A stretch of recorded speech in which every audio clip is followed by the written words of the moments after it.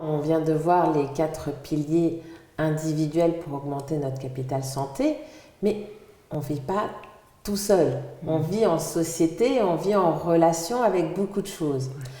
Et aussi, on peut avoir des comportements qui bloquent nos processus naturels de santé. Donc, je reviens sur mon exemple de bras cassé. Donc, je donne l'exemple suivant. Si un enfant a ses parents en instance de divorce, il a un accident et à son chevet, à l'hôpital, il a juste le bras cassé, mais ses 2 parents sont réunis. Il peut inscrire en lui bras cassé, parents réunis.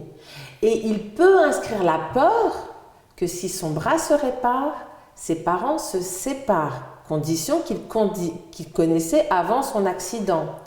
Et donc là, ça va être des fractures à répétition ou qui ne se consolident pas. Normalement, chez un enfant, en quelques semaines, l'os est réparé. Mais s'il inscrit une telle peur, il va mettre un barrage au processus naturel de réparation. Et là, c'est ce qu'on appelle tirer un bénéfice secondaire de notre pathologie. Mais c'est important de prendre conscience qu'on peut mettre de telles choses en place dans notre corps, parce qu'après, c'est quelque chose, on peut ne pas comprendre pourquoi chez soi, les réparations ne se font pas. Mais si on a mis une charge émotionnelle dessus, là, ça peut bloquer. C'est pas à 100% gagnant, mais ça peut bloquer même nos processus naturels de réparation. Et donc, c'est vraiment important de prendre conscience de qu'est-ce qu'une relation. Est-ce que tu as conscience que dans une relation à 2, nous sommes 3 acteurs de cette relation? Non, explique-moi. Alors, nous, on a conscience des 2 acteurs principaux. Oui. Moi et l'autre. Oui. Moi et toi. Oui. Par contre, ce qu'on ne voit pas, ce qui est invisible, mais pourtant un acteur indispensable à toute relation, entre toute chose et tout être, c'est le lien relationnel entre nous deux, entre 2 êtres, entre 2 choses. Alors, qu'est-ce que ce lien? Pour pouvoir conscientiser ce lien, là, tu vois, je l'ai matérialisé par un stylo, mais pour pouvoir le conscientiser, je donne l'exemple du poste de radio. Oui. Quand ton poste de radio est éteint, tu ne vois rien, tu n'entends rien. Par contre, dès que tu l'allumes, tu entends quelque chose qui est émis par l'émetteur, qui se passe à 50, 100, 200 km et qui te vient. Qu'est-ce que véhicule ce lien? Tu le vois apparaître? Non. Non? Si tu changes de station, tu changes d'émetteur. Est-ce que tu vois un peu plus apparaître ce qui unit le récepteur, ton poste de radio, à l'émetteur?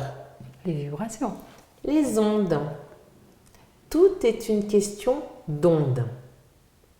As-tu conscience que chaque pensée que tu as, qui peuvent se matérialiser par une parole, mais pas que, tu peux penser à quelque chose sans dire un mot. Chaque geste, là pour prendre le pot, il m'a fallu émettre au moins une pensée, prendre le pot, mais ça a été tout un apprentissage. Sais-tu que chacune de tes pensées, et on en émet plus de 80 000, alors je ne sais jamais si c'est par heure ou par journée, tellement le chiffre est énorme, mais voilà. Sais-tu que chacune de tes pensées est une onde? Et donc là, quand on prend conscience de ça, et qu'on prend conscience que notre corps n'est pas une boîte tupperware, chaque fois que tu penses à quelque chose, consciemment ou inconsciemment, que tu fais des gestes et tout ça, tu émets cette pensée. Et je suis sûre qu'il t'est déjà arrivé de penser à quelqu'un et que cette personne t'appelle. Oui, très souvent. Et oui, Ben, parce que quand tu penses à une personne, tu lui envoies dans son inconscient personnel. Et si elle est connectée à elle-même, elle reçoit cette pensée, ah bah tiens, il faut que j'appelle Isadora. Ou inversement, quelqu'un pense à toi et tu l'appelles. Alors tant qu'on n'a pas conscience de ces phénomènes, ah bah tiens, quel hasard. En fait, c'est pas du hasard. Nos pensées sont des ondes qu'on envoie. Et donc, c'est quelque chose, c'est important d'en prendre conscience parce qu'à chaque fois que tu penses à quelqu'un, en bien ou en mal, Ou en moins bien. eh ben, tu lui envoies ça dans son inconscient personnel.